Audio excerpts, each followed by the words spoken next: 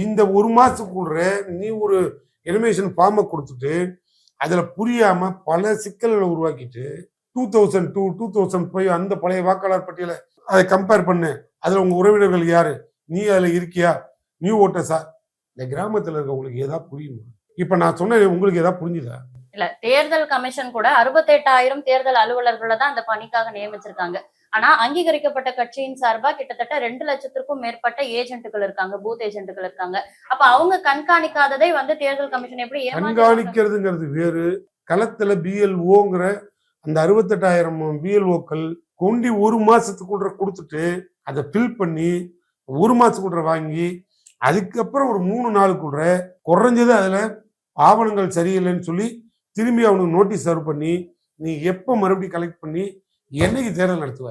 இது யாரை ஏமாத்துறதுக்கு இந்த வேலை.